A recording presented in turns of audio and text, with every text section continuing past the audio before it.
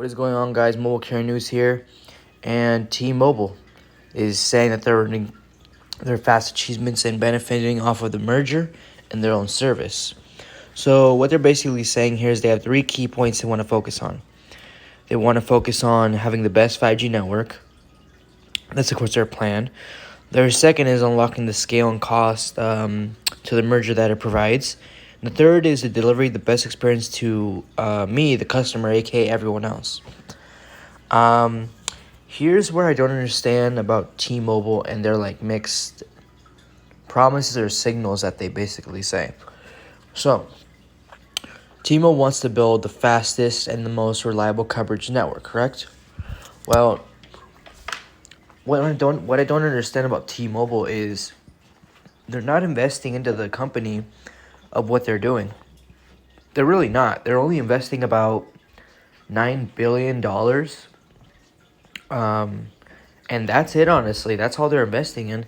While AT&T is pushing out $25 billion. I guess I haven't been keeping up with their investments. They've upped their investments.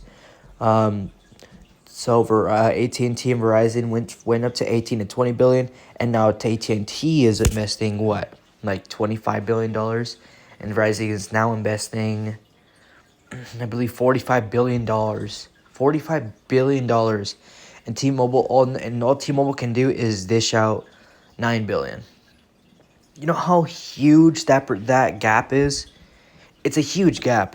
And not only that, by 2022, next year, 2023, they'll be done building Sprint's merger from the benefit that they keep saying. I mean, that's honestly not, it's not going to be a lot, honestly. I don't know what T-Mobile is going to be doing to actually compete with these guys because, you're only utilizing, 10% of the merger that you got. You're saying you're going to increase coverage, but you're not really improving towers. Now, I'm looking at the wrong perspective. It costs a lot to build towers, to upgrade them. So I can understand from a business perspective they might not have the money for it.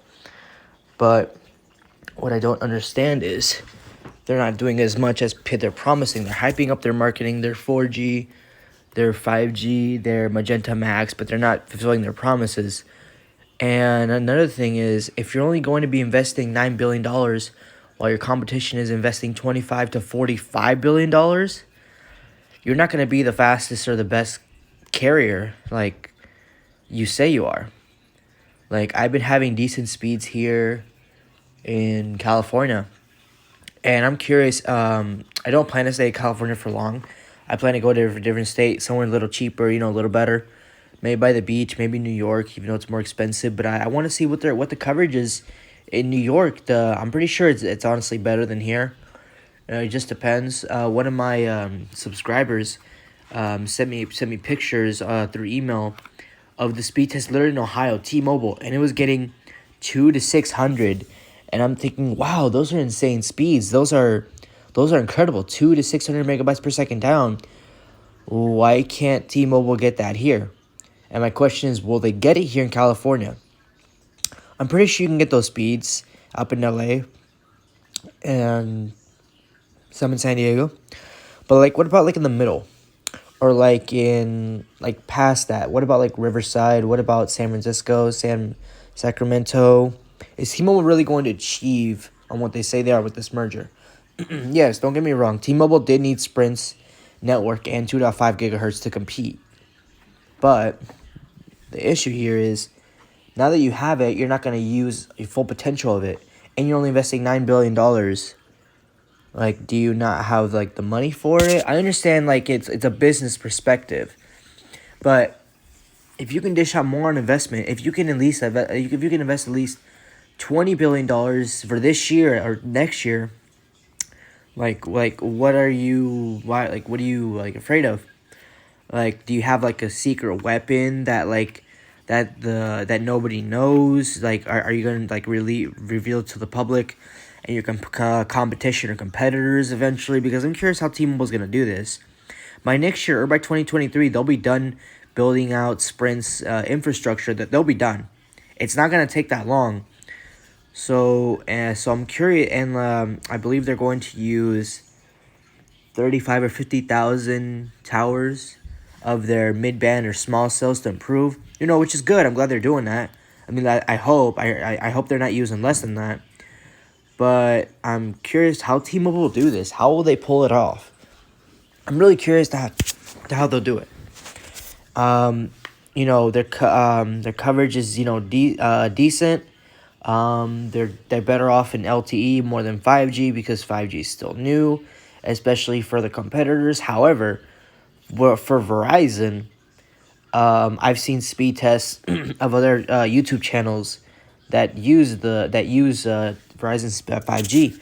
Even though it's new, Verizon has been building out their 5G since 2020, so about a year and 6 months from now, and their 5G is insane. Like, I'm literally looking at 200 to 600 megabytes per second, even 1 gigabyte, and I'm thinking, dang, as soon as they deploy C-band, it's gonna be like over for T-Mobile. AT&T will probably catch up to this.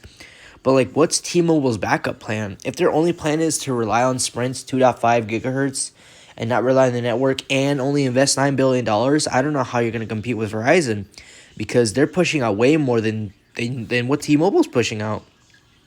It's insane. I mean, unless, like I said, T-Mobile unless they have a plan B or a secret weapon, they're not going to be the fastest for long. And I will admit that I'm not like a T-Mobile fanboy or anything.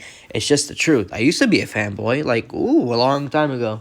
I used to be a fanboy, but I never argued with anybody because I thought T-Mobile was the best. And I was in AT&T.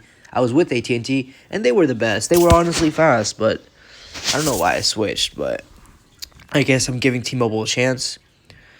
But at what cost will T-Mobile do to actually get their service running?